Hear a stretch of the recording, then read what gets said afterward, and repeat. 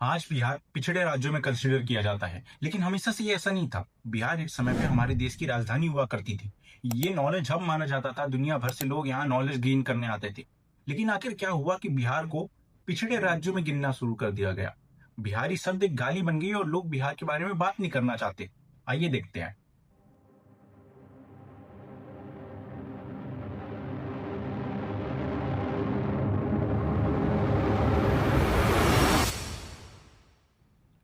Corruption का मानो बिहार से कोई अलग ही लगाव है। यहाँ पे छोटे से छोटे बाबू से लेके बड़ा से बड़ा आईएएस हर कोई करप्ट है। नई सरकार आती है, जाती है, फिर नई सरकार आती है, लेकिन करप्शन के केस हर सरकार में निकलते हैं। आपने कितने सुना होगा कि बिहार में कई सारे ब्रिजेस ढह गए। इसमें गलती सरकार की है कि वो प्रॉपर इंस्पेक्शन क्यों नहीं हुए, या फिर उन इंजीनियर्स की भी है जो उन ऑन साइट प्रेजेंट थे। सरकार का काम होता है कि वेलफेयर स्कीम्स लाए, एजुकेशन में इन्वेस्ट करे, हेल्थ केयर में इन्वेस्ट करे, जिसकी वजह से वहाँ पे लोकल अपॉर्चुनिटीज डेवलप हो, लोकल यूथ को जॉब्स मिले और वो डेवलप करे। लेकिन ये सब चीज़ें ना होने की वजह से जो वहाँ का यूथ है वो माइग्रेट करके दूसरे स्टेट्स में जा रहा है छोटे मोटे काम करने के लिए। उनको अपने जॉब्स के लिए, कुछ खाने पीने के लिए बाहर माइग्रेट करना पड़ता है।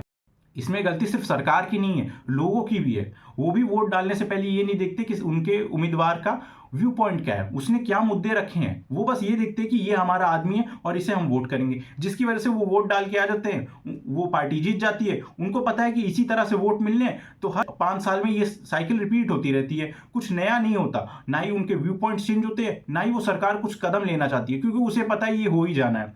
करप्शन इसी तरह बढ़ता रहता है, ना ही कुछ चेंज आता है, ना ही कोई चेंज लाना चाह रहा है। तो इसमें सरकार, वहां के लोगों, दोनों की गलती है। सरकार एक तरह का पिलर खड़ा करती है, जिस पिलर के दम पे पूरा स्टेट रन करता है, लेकिन वो पिलर आज तक बन नहीं पाया बिहार स्टेट के लिए। जब 2000 में बिहार से झारखंड अलग होता है, तो बिहार अपना मैक्सिमम नेचुरल रिसोर्सेज खो देता है। पावर प्लांट चले जाते हैं, माइंस चली जाती हैं, रिसोर्सेज चले जाते हैं, जिसकी वजह से बिहार के पास सिर्फ एग्रीकल्चरल लैंड बच जाता है। साथ ही साथ जैसी एजुकेशन सिस्टम कोलैप्स होता है, वहाँ पे कोई अपॉर्चुनिटी नहीं रहती और वो धीरे धीरे पीछे होने लगते हैं। वहाँ पे कोचिंग सिस्टम, स्कूल्स सब रट्टे और चीटिंग के बेसिस पे आगे बढ़ने लगते हैं, जिसकी वजह से कोई इनोवेशन या फिर कोई नए ग्रोथ की बात नहीं होती। लोग वहाँ से बाहर जाने का ही सोचने लगते हैं। और जब ये चीज़ें बार बार रिपीट होने लगी, तो वो एक तरह का माइंडसेट बन जाता है कि यहाँ कुछ हो ही नहीं सकता, हमें बाहर ही जाना पड़ेगा, जिसकी वजह से बिहार आज भी पीछे है।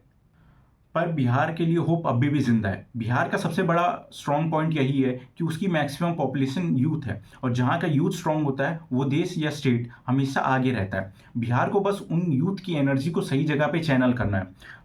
अगर सरकार जॉब अपॉर्चुनिटीज क्रिएट करे या फिर कुछ ऐसा करे जिससे यूथ जो है अपने प्रोडक्टिविटी को आगे ले जा सके, तो बिहार के लिए अभी भी होप जिंदा है। बिहार से कई इनोवेशंस निकलती हैं, बिहार से कई आईएएस निकलते हैं। ऐसा नहीं है कि बिहार से खराब ही लोग निकलते हैं या फिर लोग खराब होते हैं। वो पर्सपेक्टिव बना दिया गया है हमारा इंटरनेट पे मीम्स द्वारा। ये सब को साइड में रखे तो बिहार आज भी अपना ग्रोथ पोटेंशियल हिट करने का चांस है, और बिहार एक दिन अपने आप को वापस उसी राह पे ला सकता है जिस टाइम पे वो एक समय पे हुआ करता था।